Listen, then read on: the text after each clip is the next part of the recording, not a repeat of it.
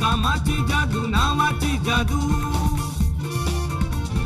बघूयात यांच्या या हुकमी टेक्यांची दुसरी बाजू दुसरी बाजू दुसरी बाजू दुसरी बाजू. नमस्कार मित्रमंडळींनो, नमस्कार. तुम्हा सगळ्यांच्या अतिशय आवडत्या अशा दुसरी बाजू या कार्यक्रमामध्ये मी विक्रम गोखले तुम्हा सगळ्यांचं मनपूर्वक स्वागत करतो आहे. मंडळी, खूपदा असं होतं की आपण एखाद्या व्यक्तीकडे पाहत असतो, त्याच्या एकूणच ग्रोथबद्दल, वाढीबद्दल आपण माहिती करून घेत असतो. पण अचानक एखादी सकाळ, एखादी संध्याकाळ अशी उगवते की ज्या व्यक्तीला पाहत असतो ती व्यक्ती अचानक एवढ्या उंचीवर जाऊन पोहोचते की जगप्रसिद्ध होते. जगप्रसिद्ध. तर अशाच एका सुंदर व्यक्तीला आपण इथे बोलवणार आहोत आज भेटीला तुमच्या. जी एकदम जगप्रसिद्ध झालेली आहे ती व्यक्ती कोण आहे, तिची जडणघडण कशी झालेली आहे हे आपण त्या व्यक्तीच्या तोंडूनच ऐकणार आहोत. पण त्यापूर्वी आपण पाहूया या व्यक्तीवरची एक सुंदरशी चित्रफीत. आपल्या अभिनयानं आणि नृत्य कौशल्याने रसिक प्रेक्षकांना मंत्रमुग्ध करून टाकणारं नाव म्हणजे सोनाली कुलकर्णी. सोनालीला नृत्याचं वेड हे वयाच्या 5व्या वर्षीच लागलं. शालेय जीवनात असताना सोनाली उत्तम भरतनाट्यम करायची, तर कॉलेज लाईफमध्ये पदार्पण करताच तिनं ब्युटी कॉन्टेस्टमध्ये भाग घ्यायला सुरुवात केली. मराठी, इंग्रजी, हिंदी आणि पंजाबी या भाषांचं उत्तम ज्ञान असलेली तसंच नृत्यात पारंगत असलेल्या सोनालीनं अनेक मराठी आणि हिंदी चित्रपटात दमदार भूमिका साकारल्या. अनेक स्टेज शोज आणि इव्हेंट्समध्ये भाग घेतला. बकुळा नामदेव घोटाळे या चित्रपटामधून तिची अभिनेत्री म्हणून ओळख निर्माण झाली. तर नटरंग या चित्रपटातली भूमिका आणि नृत्यानं रसिक प्रेक्षकांच्या मनावर राज्य केलं. अशा या हरहुन्नरी अभिनेत्रीची जाणून घेऊया दुसरी बाजू. तर स्वागत करूया सगळ्यांच्या लाडक्या सोनाली कुलकर्णीचं. Sonali, welcome welcome welcome welcome. नमस्कार, कसे आहात? छान आहे. तू कार्यक्रम पाहिलेला आहेस नाहीस मला माहिती नाही, पण पाहिला नसलास तरी काही हरकत नाही आहे. अगदी थोडक्यात तुला सांगतो, माझ्याशी गप्पा मारायच्या आहेत. माझ्याशी म्हणजे काय, ह्या आमच्या सगळ्या प्रेक्षकांशी गप्पा मारायच्या आहेत. तर तू इथे बसायचंस आणि मी तुला आता प्रश्न विचारतो, पण मी लांबलचक प्रश्न विचारणार तुम्ही? बस बस सुरुवात करूया. हो, पण सुरुवात करायच्या आधी मला ॲक्च्युली असं वाटतंय की मी 16 वर्षाची झाली आहे परत एकदा, आणि पुन्हा एकदा तुमच्या समोर आली आहे. अर्थात तो खूप मोठा सगळा प्रवास आहे, तिथे त्याच्याबद्दल आपण बोलू, तिथपर्यंत आपण येऊयात. पण आय एम सो ग्लॅड की मला या निमित्ताने तुम्हाला इतक्या जवळून परत भेटता आलं आणि अर्थात गप्पा मारायची संधी मिळणार आहे. तर बेटा, तुझ्या लहानपणापासून आपण सुरुवात करायची आहे. तुझं लहानपण, तुझे आईवडील, तुझे शाळेतले मित्रमैत्रिणी सवंगडी, मग कॉलेजमधले मित्रमैत्रिणी सवंगडी, ज्यांच्यापासून तुला काही शिकता आलं असे मित्रमंडळी, असे लोक, असे गुरुजन, तुझे संस्कार, या सगळ्याबद्दल मन मोकळेपणाने जसं आठवेल तसं गप्पा मारेल. थोडक्यात काय, अचानक सोनाली कुलकर्णी होत नसते. तर ते आपल्याला, तुला फॉलो करणाऱ्या ज्या तरुण मुली आहेत तुझ्या सगळ्या चाहत्या, त्यांना सांगायचं आहे, आणि तरुण मुलांना सुद्धा की ज्यांना ह्याच्यामध्ये काही करायचं त्यांना सुद्धा. सुरुवात करूया. जन्म कुठे आणि बालपण कसं गेलं? जन्म पुण्यात आणि बालपणही पुण्यातलंच. गुड. बाबा मराठवाड्याचे आहेत, बर. आई अमृतसरची आहे. दोघं भेटले पुण्यात. आर्मीचं बॅकग्राऊंड आहे, बाबा आर्मीत होते, आईसुद्धा, पण ती सिव्हिलियन होती. अच्छा. आणि बाबा मिलिटरीच्या मेडिकल कोअरमध्ये होते. आणि एकदा आईची मैत्रीण आजारी पडली का पाय तुटला का काहीतरी झालं, ते फ्रॅक्चर हे करायला पप्पांकडे ड्रेसिंगसाठी गेले असताना दोघांची भेट झाली आणि अशा पद्धतीने दोघे एकत्र आले आणि माझं पुण्यातलं जन्म आर्मी स्कूलमधलं किंवा आर्मीच्या एकंदरीत वातावरणात मोठी झाले आणि एकंदरीतच मराठी, पंजाबी आणि आर्मीचा बॅकड्रॉप या डायव्हर्स सिच्युएशनमध्ये बालपण गेलंय माझं. Very good. आई बाबा दोघे जण म्हणजे मिलिटरीच्या भाषेमध्ये द ग्राउंड फोर्स. हो इट्स व्हेरी इम्पॉर्टंट. हो. तिथे त्यांचे आयुष्य गेलेले. तर घरामधलं वातावरण कसं? प्रचंड शिस्तीचं. बऱ्यापैकी म्हणजे अर्थात बाबांच्यामुळे खूपच. आई त्यातल्या त्यात खूप आई. सांभाळून घेणारी, अर्थातच प्रत्येकाची आई जशी असते तशी, पण बाबा खूप स्ट्रिक्ट होते प्रत्येक बाबतीत आणि त्यांच्याकडनं मला खूप गोष्टी म्हणजे संस्कारातनंच आल्या आहेत. म्हणजे मी 50% आई आणि बरोबर 50% बाबा या दोघांचं संमिश्रण जे काय आहे ते माझ्यात आलेलं आहे. त्यामुळे मी खूप शिस्तबद्ध आणि शिस्तप्रिय आणि खूप अशी सिस्टमॅटिक चालणारी मुलगी आहे. माझ्या घरात माझ्या कपाटात कुठल्या हँगरवर कुठलं काय आहे हे मी तुम्हाला इथून सांगू शकते, जाऊन तुम्ही आणू शकाल वगैरे, इतकं सगळं डिसिप्लिन असतं. मी वेळेचं खूप भान ठेवते. मला उशिरा जायला अजिबात आवडत नाही किंवा माझ्यासाठी कोणीतरी वाट बघावी हे अजिबात पटत नाही. आपलं काम व्यवस्थित करावं, आपल्या कामामुळे कोणाला त्रास होऊ नये, ह्या सगळ्या गोष्टी बाबांकडनं खूप आल्या आहेत. अर्थात ते स्कूलिंगमध्ये पण खूप आल्या आहेत. पण आईकडनं मला कलेचा अंग आला असं मला वाटतंय. अच्छा. कारण म्हणजे मला कोणी विचारलं की पहिल्यांदा आयुष्यात तू कधी नाचली होतीस, तर मी आईच्या गर्भात 2-3 महिन्याची होते तेव्हा नाचले होते असं मी उत्तर देते. खरंच, कारण माझी आई खूप आर्मीच्या कार्यक्रमांमध्ये परफॉर्म करायची. लहानपणापासून ती खूप अमेच्युअर लेवलवरती परफॉर्म करायची. तेव्हा खूप संधी तिला मिळाली नाही.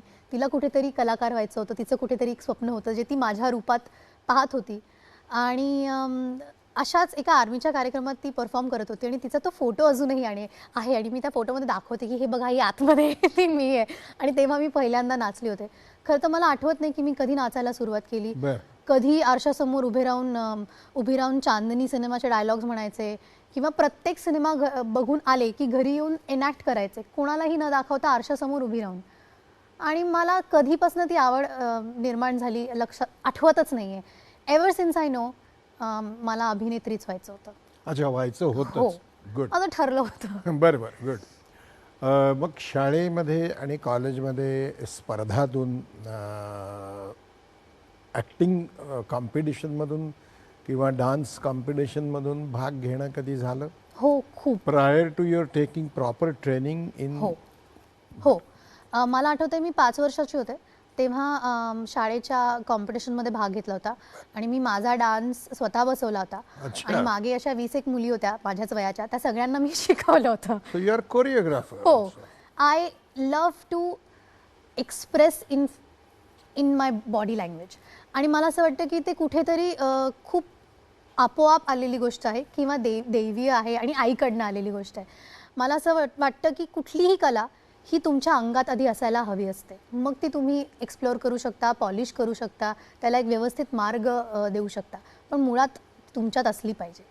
आणि आय डोंट नो, मला असं वाटतं की मी जेव्हा नाचते तेव्हा मी एका वेगळ्या जगात असते. मी ट्रान्समध्ये असते जिथे मला फक्त मी दिसत असते किंवा मीही दिसत नसते. एक खूप आनंदमयी वातावरण होतं आणि मला I think I just lose and gain my self at the same time when I am dancing. So ते लहानपणापासून 5 वर्षाची ते तेव्हापासूनच ते फील व्हायला लागलं, अनुभवायला लागलं. आणि मग मला असं जाणवायला लागलं की शाळेतले सगळे कार्यक्रम मीच बसवायचे. म्हणजे आमच्या डान्स टीचर होत्या पण मीच सगळे स्टेप्स बसवायचे. आणि एकदा 7वी-8वीत असताना एका आमच्या सिनियरचा डान्स होता आणि त्याच्या एका रिहर्सलला मी गेले होते आपसूक आणि मी तो नाच बघितला आणि तो मला खूप आवडला, पण तो क्लासिकल होता.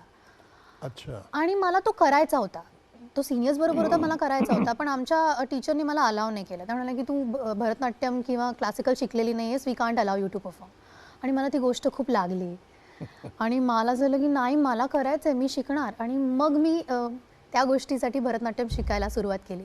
आणि आमच्याच सोसायटीमध्ये तेव्हा भास्करन नायर नावाचे आमचे गुरु होते केरळाचे, तर ते शिकवायचे. तर मी त्यांच्याकडे एक वर्षभर वगैरे शिकले आणि मग 10वीची तयारी करायच्या आधीपर्यंत, प्रिलियम्सच्या आधी किंवा 10वीत जायच्या आधीपर्यंत मी शिकले भरतनाट्यम, अरंगेत्रम केलं.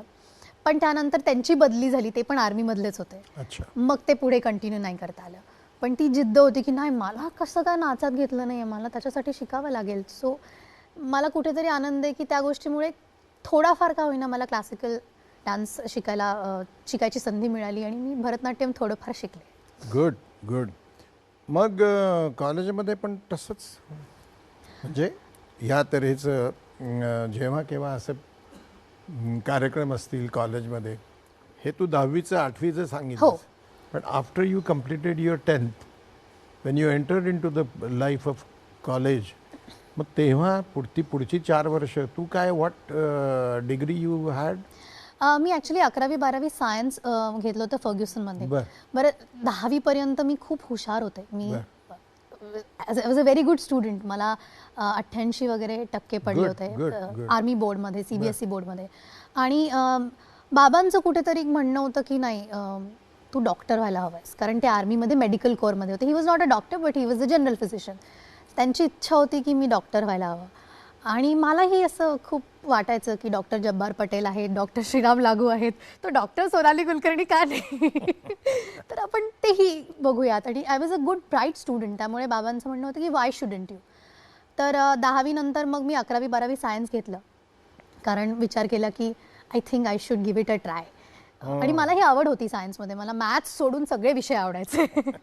तर 11वी 12वी फर्ग्युसन कॉलेजमध्ये मी ती 2 वर्ष फक्त अभ्यास, प्रॅक्टिकल्स आणि लेक्चर्स आणि व्यवस्थित एकही लेक्चर बंक न करता निगडी प्राधिकरणात मी राहायचे. तिथून माझं कॉलेज फर्ग्युसन एक 1-1.5 तास वगैरे तेव्हा होतं. सो मी 1.5 तास बसनी प्रवास करून, परत 1.5 तास प्रवास करून, मधला सगळा वेळ सगळे लेक्चर्स अटेंड करून यायचे. मध्ये मध्ये मी कार्यक्रमही करायचे. मला अजूनही आठवतं 1-2 वेळेला माझी परीक्षा होती आणि कार्यक्रम कुठेतरी बाहेरगावी होता. मी तो करून डायरेक्टली लेक्चरला गेले होते. LR आमच्या लेडीज रूममध्ये जाऊन आंघोळ बिंघोळ करून, ब्रश बिश करून डायरेक्ट लेक्चरला वगैरे बसले होते. पण त्यावेळेला ह्या गोष्टी जरा साईडलाईन होत्या, कारण 12वी बोर्डात आणि ह्या सगळ्या गोष्टींवरती जास्त लक्ष होतं. पण 12वी नंतर मात्र मला चूज करावं लागलं, छंद, पॅशन का मग बाबांचं जे म्हणणं होतं ते.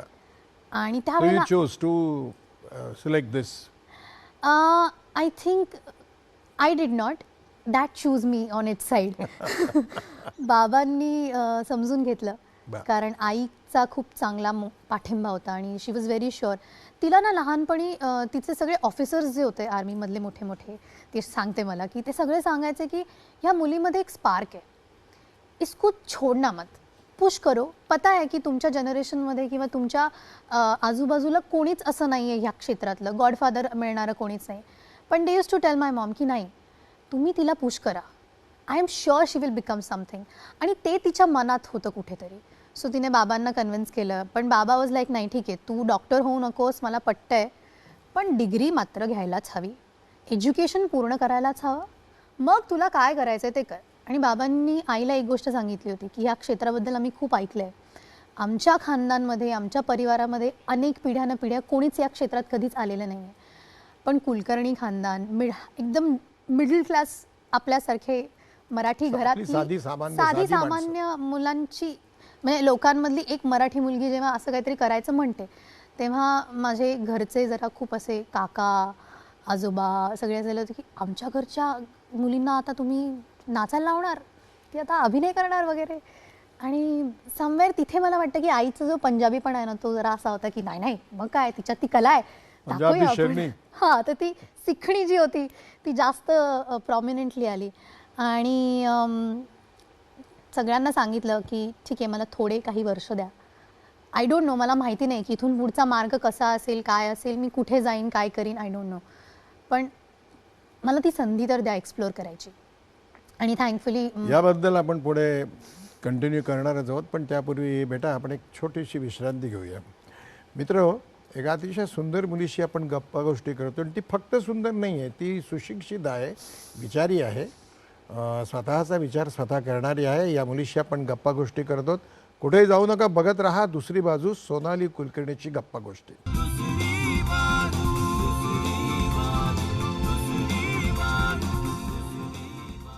पुन्हा एकदा सगळ्यांचं मनपूर्वक स्वागत. विश्रांतीनंतर गप्पा गोष्टी आपण करतो या सुंदर मुलीशी, सोनाली कुलकर्णी. सोनाली, हां. So I used her veto असं म्हणूया आपण. हो. आणि we thank you your mother. Rather the audience is thank you your mother. Okay.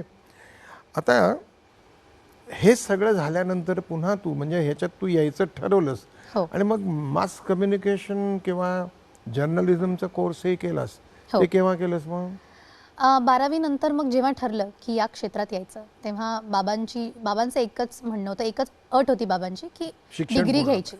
So मग मी विचार करायला लागले की अशा कुठल्या विषयात आपण डिग्री घेऊ शकतो ज्याचा माझ्या करिअरमध्ये मला फायदा हा, होईल, yes. उपयोग होईल. आणि त्यावेळेला पुणे युनिव्हर्सिटीमध्ये फक्त पोस्ट ग्रॅज्युएशनचं कोर्स होतं, मास कम्युनिकेशनचं. बरं. ग्रॅज्युएशनचं कोर्स नव्हतं. आणि नुकतंच इंदिरा स्कूल ऑफ कम्युनिकेशननी ती जी पदवी आहे ती द्यायला सुरुवात केली होती पिंपरी वाकड. हां. हायवेला. आणि मग मला ते कळलं माझ्या काही मैत्रिणींकडनं की अशा प्रकारची एक अंडर ग्रॅज्युएट डिग्री नवीन सुरू झाली आहे आणि I think you shouldn't waste your time doing anything else, पण ह्याच्यात ती 3 वर्ष आणि मग तू पुढे पोस्ट ग्रॅज्युएशन करू शकतेस. आणि मला ती खूपच पोटेन्शियल असणारी डिग्री वाटली आणि अर्थात इंदिरामध्ये गेलो. त्यांना मी सांगितलं की असं असं मला करायचं आहे, मी ॲक्टिंगमध्ये आता सुरुवात करते आहे. तोवर मी ब्युटी पेजंट्स आणि ॲड्स आणि अशा छोट्या छोट्या गोष्टी केलेल्या होत्या. पण मला तुम्ही कॉलेजमधनं थोडासा सपोर्ट हवा आहे कारण मला शूटिंगसाठी जायला लागेल. आणि तेवढ्यात मला हा खेळ संचिताचा नावाची मालिका मिळाली. त्याची गंमत आहे कारण तोपर्यंत मी विचार केला नव्हता की मराठीत काम करायचं का हिंदीत काम करायचं का कुठल्या लँग्वेजमध्ये काम करायचं. कारण मराठीत काम करायचा हा विचारच कधी केला नव्हता कारण घरात मराठी संस्कार माझ्यावर खूप कमी झाले होते. शाळेतही मित्रमैत्रिणी खूप डायव्हर्सिफिकेशनमधले होते, म्हणजे मराठी खूप कमी लोकं होती आजूबाजूला. कानावरती मराठी फक्त आजी आणि आजोबांचं पडलेलं होतं, ते फारच कमी होतं. त्यामुळे मराठीत काम करायचं हा विचार नव्हता आला मला कधीच.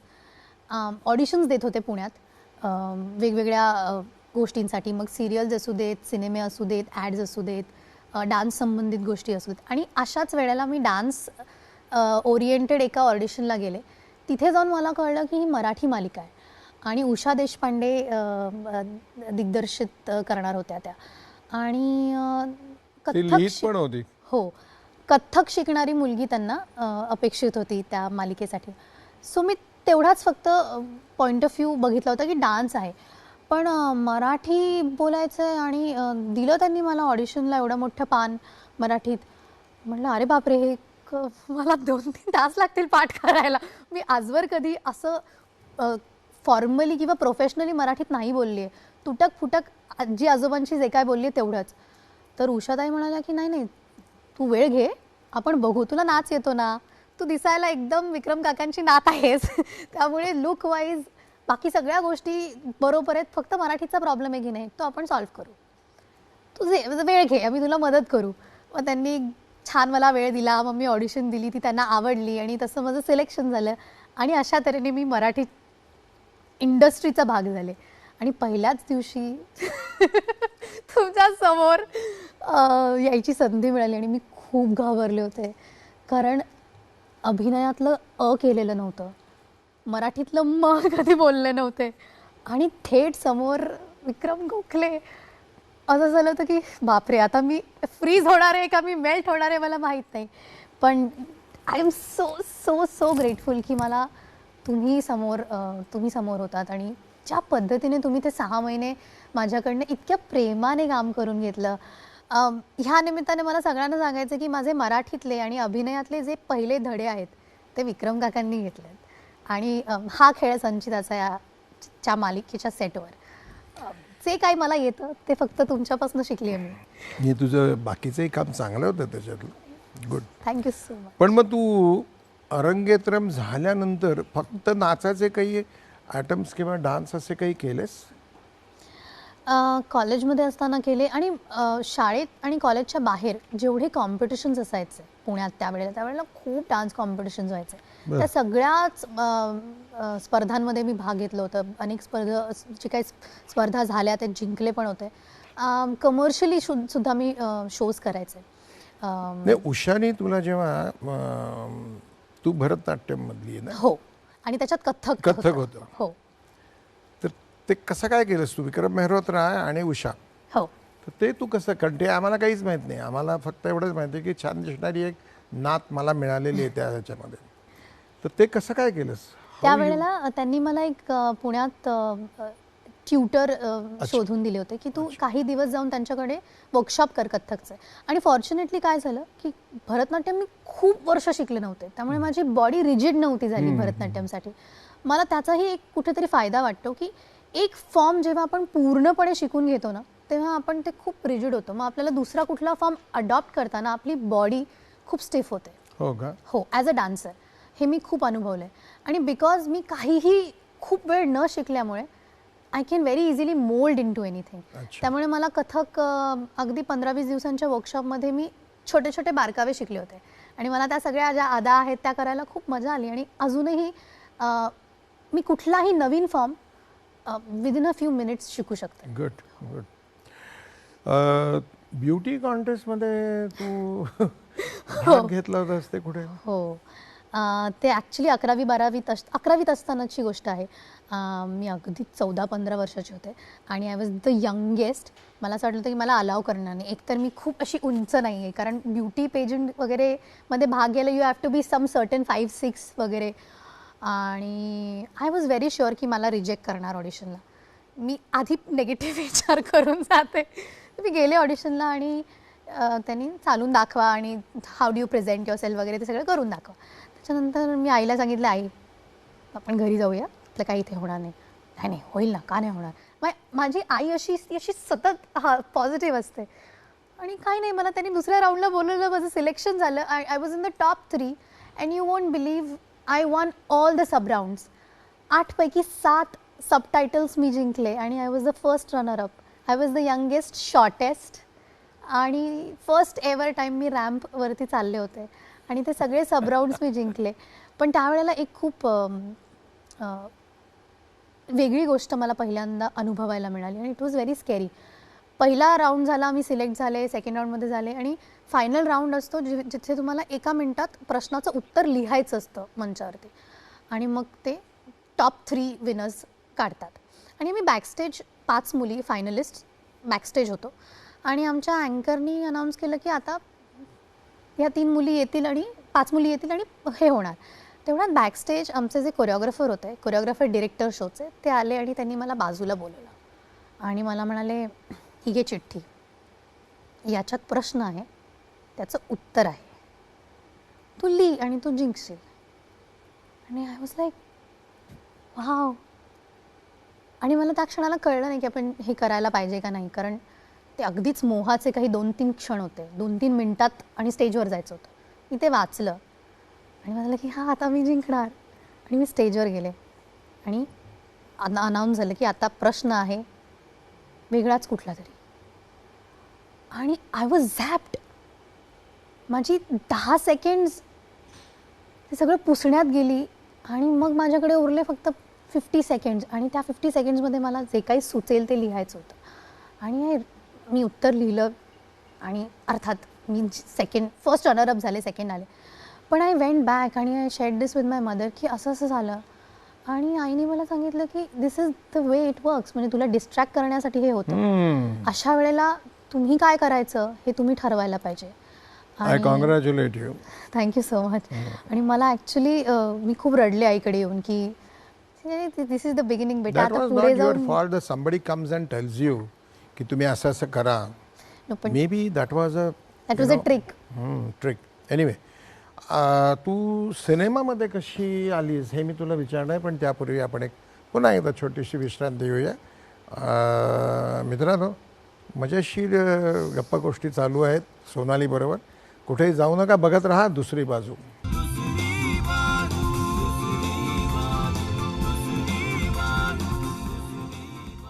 पुन्हा एकदा सगळ्यांचं स्वागत दुसरी बाजूमध्ये. गप्पागोष्टी चालू आहेत सोनाली बरोबर.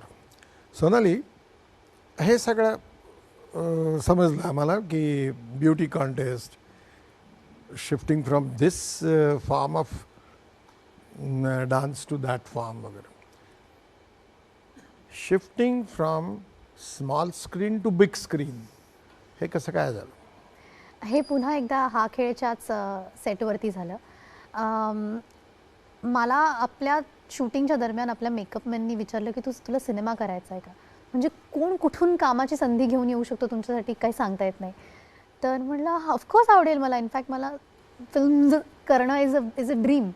तर तो म्हणाला की ठीक आहे, मला माझ्याकडे तुझे काही फोटो आहेत, मी ते पुढे दाखवतो. मग अगेन डान्स ओरिएंटेड रोल होता. गाढवाचं लग्न या सिनेमात रंभेच्या भूमिकेसाठी माझी निवड झाली आणि त्या निमित्ताने मोठ्या पडद्यावर येण्याची संधी मिळाली. पण अर्थात तो छोटासा रोल होता, गेस्ट अपीरियन्ससारखंच. 2 गाणी होती, 2 सीन्स होते, हां कॅमिओ होता. पण खऱ्या अर्थाने अभिनेत्री म्हणून, नायिका म्हणून पहिला सिनेमा जो मी केला तो होता बकुळा नामदेव घोटाळे, केदार शिंदेंचा. अर्थात तोही गाढवाचं लग्नमधलं काम बघून मिळालेली संधी होती. अंकुश चौधरीने माझं नाव रेकमेंड केलं होतं आणि त्याची खूप मोठी गंमत होती. मी अंकुशला भेटायला आले होते मुंबईला 3:30 या सिनेमाच्या कास्टिंगसाठी आणि तो म्हणाला की मला तुझं एक फोटो सेशन करायला लागेल एक विशेष गेटअपमध्ये, आणि पण पुढच्या वर्षी ते लाईनअप, पुढच्या आठवड्यात ते लाईनअप करू आणि मग तू परत ये. हे करून मी ऑन द वे पुण्याला जात असताना मी आणि माझी आई झेनमधनं जातोय पावसात वगैरे.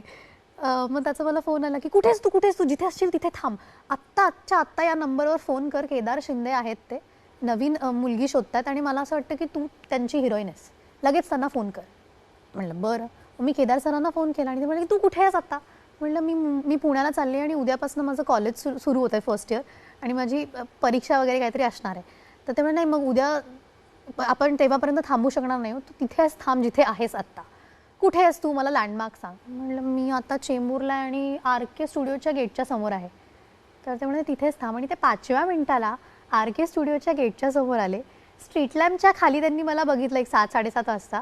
माझे जे काही 2-4 फोटो होते ते बघितले आणि म्हणाले की तू बकुळा नामदेव घोटाळ्यामध्ये बकुळेची भूमिका करतेस आणि 15 दिवसात शूटिंग आहे, तुझी परीक्षा जे काय असेल ती उरकून ये, मी तुला स्क्रिप्ट पाठवतो. आणि मला झालं की म्हणजे आणि मी आणि माझी आई ते 2 तास जे काय पुण्याला जात असताना झॅप्ड होतो, आम्हाला काही कळलंच नाही काय झालं आहे. आणि मग अर्थात हळूहळू सिनेमाची तयारी सुरू झाली. बरं, ती ग्रामीण भूमिका होती, मी पहिल्यांदा मराठीत बोलणार होते, तीही ग्रामीण, साताराची भाषा होती, तो डायलेक्ट होता.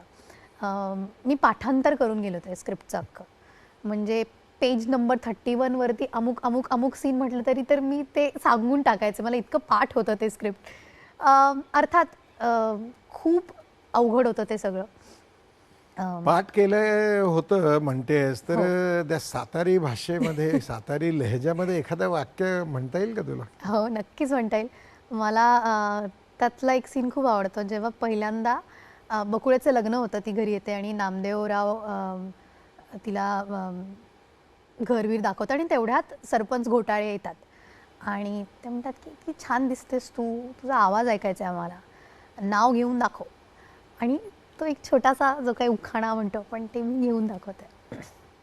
चांदीच्या ताटात सोन्याचे वाळे, चांदीच्या ताटात सोन्याचे वाळे, बकुळ्या संग लगीन करून आले नामदेवराव आणि भेटायला आले सरपंच घोटाळे.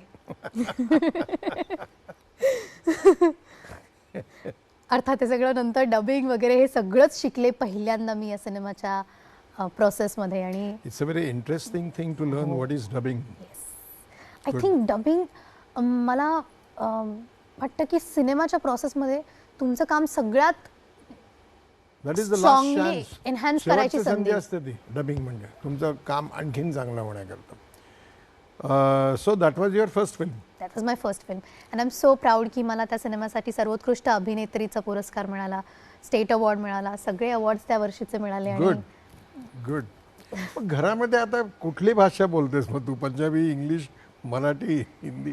हिंदीच अजून. तुला पंजाबी समजता येतं? मला बोलता येतं पंजाबी. मला इनफॅक्ट पंजाबी सिनेमात काम करायचंय. मला गुरुमुखी वाचता आणि लिहिताही यायचं. अरे वा. शाळेत असताना मी खूप, जेव्हा कझन्सकडे आम्ही गावी जायचो अमृतसरला, तेव्हा मी त्यांच्याबरोबर बसून त्यांचं काय पुस्तक चाळायचे. तुझ्या आईबाबांना भेटायला आवडेल मला. हो प्लीज प्लीज. मलाही. मला पर्टिक्युलरली सरदार कम्युनिटीबद्दल खूप नितांत आदर आणि आस्था आहे. They are the warriors, the real warriors. बडे दिलवाले. नटरंगमधली जी तुझी भूमिका गाजली, तर how you prepared for that role? मला असं वाटतं की Natarang was a turning point obviously करिअरमधला पण अदरवाईज पण 1-2 वर्षाची ती प्रोसेस होती. म्हणजे मी जेव्हा बकुळासाठी स्टेजवरती अवॉर्ड घेतला होता, त्यावेळेला मला रवी जाधवनी, ऑडियन्समध्ये बसलेल्या रवी जाधवनी नोटीस केलं आणि मला काही महिन्यांनी त्यांनी फोन केला की तुला अवॉर्ड मिळाला आहे म्हणजे तू चांगली ॲक्ट्रेस असशीलच, मी तुझं काम पाहिलं नाही आहे, पण तू नाचतेस का चांगलं? म्हटलं ऑफकोर्स त्यांनी कोणीही पाहिलेलं नव्हतं. हा खेळ ज्या लोकांनी पाहिलं असेल त्यांनी. आणि नंतर मला ओळखणंच, बकुळेतली मी आणि हा खेळमधली मी खूप वेगळी होते, त्यामुळे लोकांना पटकन नोटीस नाही झाले मी. आणि त्यावेळेला ही दुसरी सोनाली कुलकर्णी कोण, ह्याच्याकडे साधारण लोकांचं लक्ष होतं. त्यामुळे रवीचं असं झालं की तुला नाच येतो का? म्हटलं अरे मला नाचाचीच खूप जास्त आवड आहे, अभिनय मी आता करायला लागले. तर ठीक आहे, मला काही तुझे नाचाचे व्हिडिओज वगैरे पाठव. आणि अशा पद्धतीने नटरंगासाठी माझं सिलेक्शन झालं. पण तोपर्यंत मी लावणी किंवा लोककला, तमाशा ह्या सगळ्या गोष्टी फार पाहिल्याही नव्हत्या आणि मला खूप जाण नव्हती. नाही, कारण अगेन मराठीचे संस्कार माझ्यावरती खूप नव्हते. मग मी कधीतरी शाळेत एकदा कुण्या गावाचं पाखरू याच्यावरती नाचले होते, मला असं आठवत आहे. पण त्यावेळेला मला शब्द कळायचे नाही. बाबांनी मला अर्थ सांगितला होता लावणीचा, तो ते खूपच सगळं त्या लेवलवरचं होतं. पण पहिल्यांदा लावणी आणि लोककला, तमाशापट आणि अशा प्रकारचा इतका larger than life cinema, Atul Kulkarni, इतकं मोठं कास्टिंग, झीचा मोठा पहिला सिनेमा, तर ते सगळंच खूप नवीन होतं माझ्यासाठी. आणि त्या निमित्ताने मला रवीने खूप छान वेळ दिला हे सगळं समजून घेण्यासाठी. आम्ही बरेच कार्यक्रम बघितले, तमाशाचे किंवा फडाचे कार्यक्रम बघितले, जाऊन लोककलेचे कार्यक्रम बघायला सुरुवात केली मी. लोककला म्हणजे फक्त लावणी एवढंच माहिती होतं मला, तर नाही, लोककलेत अजून वेगवेगळे प्रकार असतात. त्या सगळ्या गोष्टी पाहायला सुरुवात केली, ऐकायला सुरुवात केली. मी पु ल देशपांडेंचे ऑडिओ बुक्स ऐकायला लागले, कारण मला वाचायला मराठीचा त्रास होतो. मी इंग्लिश वाचू शकते, मी हिंदी वाचू शकते. पण मी तुला एक व्यायाम सांगितला होता. येस, वर्तमानपत्र रोज वाचत जा. कुठेतरी मला ती खूप मजा येत नव्हती. मला लोकांनी सुचवलं की तू ऐक, if you are not enjoying reading, ऐक. सो मी म्हैस आणि ह्या सगळ्या गोष्टी ऐकायला लागले आणि मला आवड निर्माण व्हायला लागली.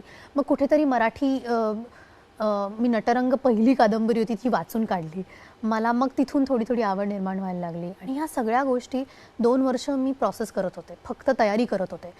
मीनवाईल फुलवा खामकरजींनी नटरंगची सगळी गाणी कोरिओग्राफ केली, तिच्याबरोबर तालमी सुरू झाल्या होत्या.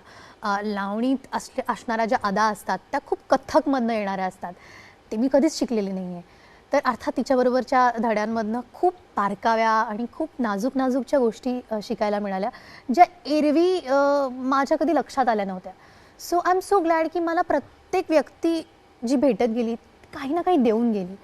आणि अशा पद्धतीने नटरंगमधली ती नैना कोल्हापूरकरीण किंवा अप्सरा जी अवतरते, लोकांना असं वाटतं त्याच्यामध्ये खूप लोकांचा हात असतो, आपण फक्त तो चेहरा असतो. आणि जे काही नंतर झालं त्याचं, ते आय एम सो ग्लॅड की अशा प्रकारची मला संधी मिळाली. World famous. हो, आणि अर्थात तो सिनेमा जगभर पोहोचला. गाणं इतकं फेमस झालं आणि तुझी अदाकारी. हिंदी चित्रपटाकडे आता आपण वळणार आहोत, त्यापूर्वी आपण पुन्हा एकदा छोटीशी विश्रांती घेऊया. ओके, चालेल. मित्रांनो, एवढं यश मिळून सुद्धा ही मुलगी अजूनही असे तिचे पाय जमिनीवर आहेत हे तिच्या बोलण्यातून ते आपल्याला कळत आहे. कुठेही जाऊ नका, बघत राहा दुसरी बाजू. एक छोटीशी विश्रांती घेऊन आपण पुन्हा भेटणार आहोत सोनाली कुलकर्णीला. बघत राहा दुसरी बाजू.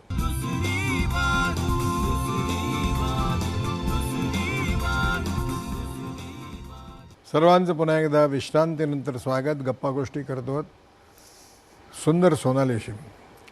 सोनाली, मराठी सिनेमा झाला, इव्हेंट झाले, रॅम्प वॉक झाला, सगळं झालं. हिंदी सिनेमामध्ये जेव्हा तू प्रवेश करती झालीस त्यावेळेला काही फरक जाणवला का लोकांच्या वागण्या बोलण्यामध्ये, तुला मिळणाऱ्या वागणुकीमध्ये? असं काही फरक जाणवला का? एक चांगला आणि एक वाईट असे दोन फरक जे मी अनुभवलेत. पहिला चांगला सांगते. मराठी कलाकारांकडे बघण्याचा जो दृष्टिकोन आहे हिंदी मेकर्सचा, तो खूप चांगला आहे.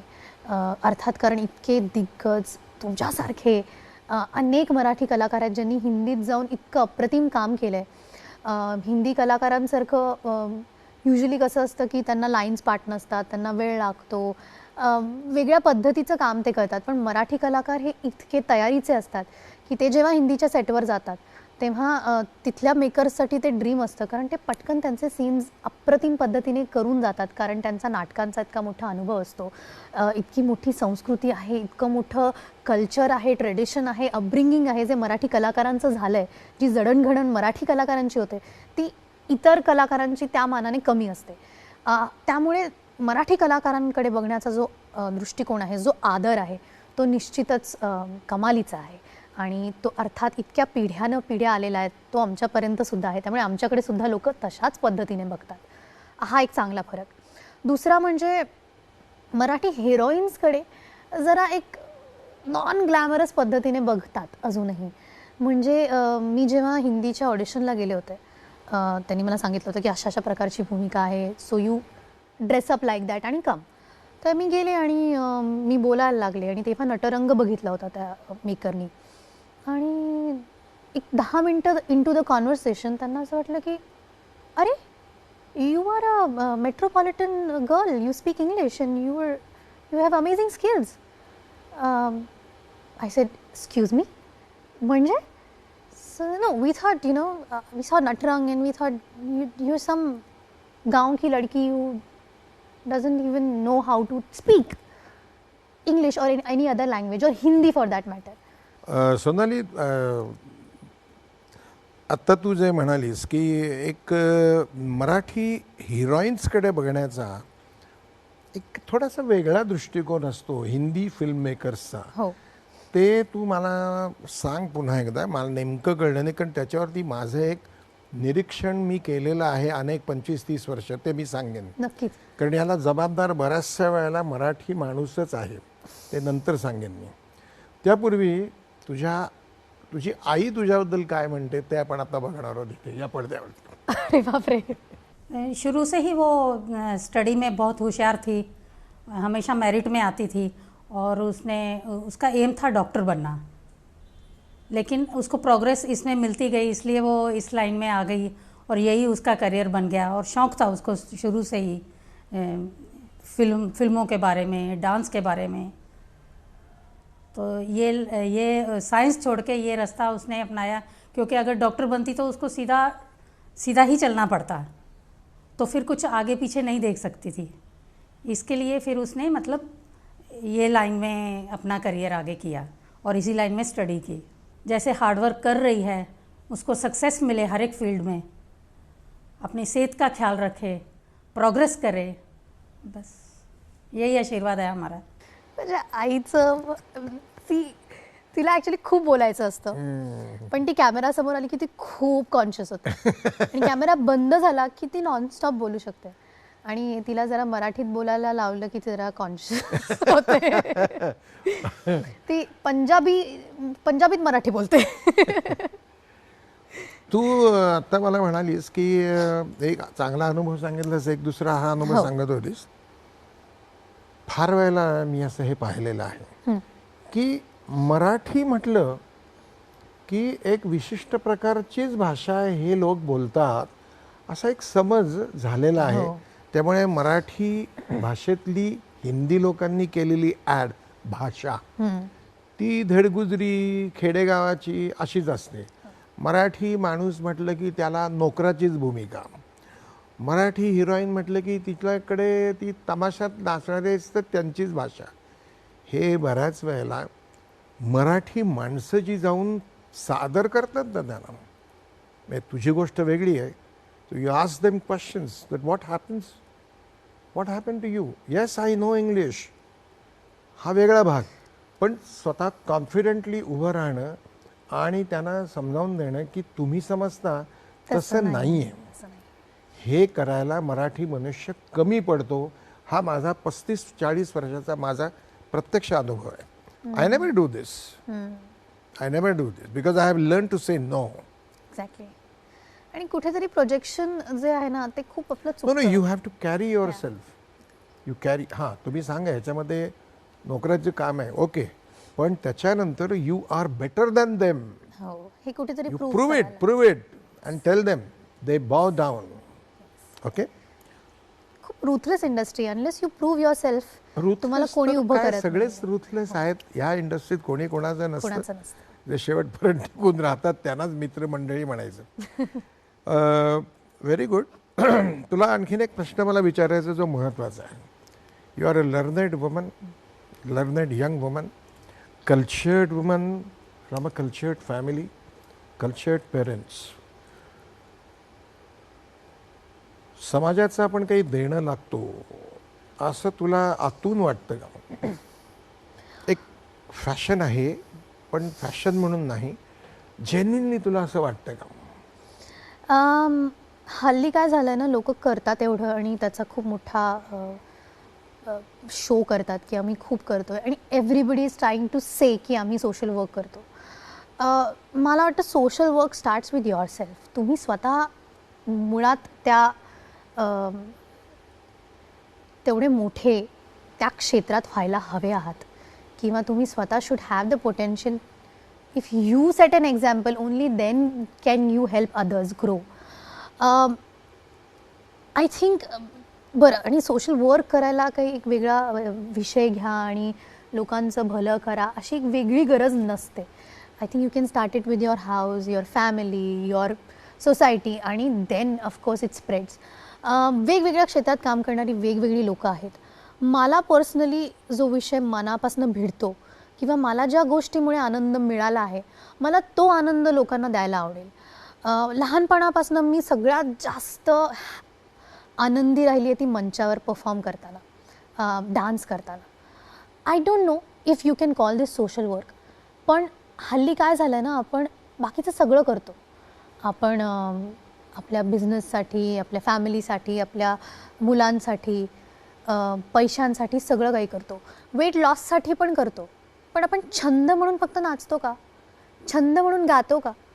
कुठेतरी तो वेळ आपण काढत नाही आहोत. फक्त आज मला गावंसं वाटतं आहे कारण मला 2 तास स्वतःशी संवाद साधायचा आहे, असं शेवटचं आपण कधी केलं होतं? आज मला आरशासमोर फक्त माझ्यासाठी नाचायचं आहे, असं मी कधी केलं होतं? मी इव्हेंटसाठी नाचते, मी सिनेमासाठी नाचते, पण स्वतःसाठी हल्ली नाचणं कमी झालं आहे. मला लोकांना तो वेळ त्यांचा घेऊन त्यांना द्यायचा आहे. I want to start a place where I don't want to teach dancing. मला डान्स शिकवायचा नाही, कारण मला, जसं मी मगाशी म्हटलं, मला असं वाटतं की प्रत्येक कला ही आपल्या अंगात असते. ती पॉलिश करायची, कशी करायची ती तुमच्यावर आहे. पण I want to have a place जिथे मी लोकांना एक तासभर, 2 तास, वॉट एव्हर, छान एक्सप्रेस होण्याची संधी देणार आहे. माहीत नाही ते कधी होईल. I am planning it. पुढच्या वर्षी मला या क्षेत्रात येऊन 10 वर्ष होतील. मला कदाचित संधी मिळेल. मला ॲक्च्युली हे पुढच्या वर्षी करायचं, माझं हे स्वप्न आहे आणि मी पहिल्यांदा कोणाला तरी सांगते आहे. I started working on it. It will not be an institute, it will not be a social work, it will be a place जिथे येऊन लोकांना एक तासभर स्वतःशी बोलायला, स्वतःला आनंद द्यायला आणि आपल्या सगळ्या इतर गोष्टींमधनं शांत होऊन ट्रान्समध्ये जायला मी आय विल कॉल इट मदत सोशल करणार. Work. People do not have time. आजकाल लोकांना नाही. वेळच नाही स्वतः करता. स्वतः करता वेळ कसा Sadly. द्यावा हे, आणि केल्यानंतर जो आनंद मिळतो तो आनंद उपभोगावा लोकांनी, ही त्यांच्या मनात इच्छा निर्माण करणे हे सुद्धा सोशल वर्क आहे. हो, म्हणजे मी बघते लोक झुंबा क्लासला जातात कारण त्यांना वेट लॉस करायचं आहे. त्याच्यात 4 लोक काय करतायत ते करून करतात. पण do you really enjoy it? Do you really give time for yourself? मी ना कधी फक्त माझ्यासाठी जेव्हा नाचली आहे ना, मला त्याच्यानंतर जी ऊर्जा मिळाली आहे किंवा जो आनंद मिळाला आहे ना, तो नाही शब्दात मांडता येत. And it gives you a different life all together. I am not saying की ते डान्सिंगच आहे, ते प्रत्येकासाठी वेगळी काहीतरी गोष्ट असू शकते. तो छंद कुठेतरी सगळ्यांनी जोपासायला पाहिजे असं मला खूप मनापासून वाटतं. याच्यासाठी आपण वेळ देत नाही, याच्यासाठी इन्स्टिट्यूट्स नाहीत, डिप्रेशन किल करण्यासाठी गोष्टी आहेत. तुम्ही स्वतःबरोबर कम्युनिकेट करणं महत्त्वाचं. हां, म्हणजे I know so many places जिथे तुम्ही डिप्रेस झालात की तुम्ही जाऊ शकता डिप्रेशन घालवायला. आनंद घ्यायला जाऊ शकता का? हल्ली सिनेमे किंवा एंटरटेनमेंटच्या गोष्टींमधनं पण किती आनंद आपण घेतो. नाही, त्यात पण तुम्ही स्वतःशी कधी कम्युनिकेट करता नाहीच. So this is what something I want to do. This is a very different angle. हो, आणि मला हे पुढच्या वर्षी करायचं आहे. I wish you all the best. Thank you so much. आपण आता एक छोटासा गंमतशीर खेळ खेळूया. Rapid fire. आई, सुरुवात करूया. किती वेळ मिळणार उत्तर द्यायला? पटापट दे, चुकलं तर चुकलं. Rapid fire. ओके. अभ्यासाचं आवडतं ठिकाण? लंडन. तिथे जाऊन वेगळी नाटकं पाहायला मला शेक्सपियरची खूप आवडतात. कशाची भीती वाटते? फ्युचर माहिती नसण्याची, ॲम्बिग्युटीची, म्हणजे पुढे काय होणार याची मला भीती वाटते. ॲक्च्युली ते खूप एक्साइटिंग पण असू शकतं, पण मला जेव्हा होरायझनच्या पलीकडचं दिसत नाही तेव्हा खूप भीती वाटते. बरं. तुझा पहिला चित्रपट कुठला? गाढवाचं लग्न. नायक कोण होता? मकरंद अनासपुरे. बर. हुशार आहे तो खूप, आणि अतिशय प्रामाणिक आहे तो. खूप चांगला माणूस आहे. वेल लर्नड, खूप वाचतो, खूप. आवडती नटी? खूप नाव आहेत. बर. सो स्मिता पाटील, मधुबाला, माधुरी दीक्षित, राणी मुखर्जी, विद्या बालन. आवडतं जेवण महाराष्ट्रीयन की पंजाबी? तिसरंच कुठलं तरी सांगायला पाहिजे, गुजराती किंवा साऊथ इंडियन. आई देणार नाही उद्या जेवायला. आवडतं सामाजिक नेतृत्व? आय डोंट नो की या कॅटेगरीमध्ये हे नाव बसतं का, पण माझ्यासाठी असं वाटतं की या माणसाने नक्कीच त्याच्या कामाच्या थ्रू खूप प्रमाणात सामाजिक कार्य केलं आहे. राजकुमार हिराणी. अच्छा. आय थिंक त्यांच्या सिनेमाने त्या पद्धतीचं सोशल इम्पॅक्ट केला. अच्छा, गुड. राजकारणात संधी मिळाली तर प्रवेश करणार का? नाही. कुठल्या गोष्टीवर सगळ्यात जास्त प्रेम आहे तुझं? स्वतःवर. तुला न आवडणारी गोष्ट, ज्याचा तुला राग येतो? मला ना ड्राईव्ह करताना जेव्हा लोक वेडी वाकडी गाडी चालवतात, इंडियात स्पेशली मुंबईत, खूप राग येतो. मला ना ॲक्च्युली माझं एक स्वप्न होतं, मला ड्रायव्हिंग स्कूल ओपन करायचं आहे आणि मला लोकांना शिकवायचं आहे की कशी गाडी चालवायची, आणि कोणालाही लायसन्सेस द्यायचे नाही आहेत, कारण आपल्या देशात आणि कशीही गाडी चालवतात. तुझं आदर्श व्यक्तिमत्व कोण? माझी आई, निश्चितच. सोनाली, तू त्या कामात असून सुद्धा आमच्याकरता वेळ काढलास, म्हणून दूरदर्शनचे आमचे सर्वेसर्वा ADG मुकेश शर्मा, या आमच्या कार्यक्रमाचे निर्माते निरंजन पाठक, ही सगळी आपली मित्रमंडळी, तांत्रिक बाजू सांभाळणारे या कार्यक्रमाचे सगळे, आणि मी स्वतः दूरदर्शनचा ब्रँड अँबॅसेडर, सगळ्यांच्या वतीने तुला धन्यवाद देतो की तू वेळ काढलास आणि मस्तपैकी गप्पा मारलेल्या आहेस. उठू नकोस, कार्यक्रम संपला असला तरी आणखीन एक काम आहे. तू याच्यावरती, ह्या कार्यक्रमाबद्दल तुझं काय मत झालेलं आहे, 4 ओळीत तू ते लिहायचं आहेस. हां, पण मला तुम्ही थँक्यू म्हटलेलं अजिबात पटलेलं नाही आहे, आणि I will not accept it. पण मी इतरांच्या वतीने पण बोललो ना. नाही, मलाच खूप तुम्हाला भेटायचं होतं, आणि अरे वा, तुमच्याशी गप्पा मारायच्या होत्या. सो ही संधी मला दिल्याबद्दल थँक्यू सो मच.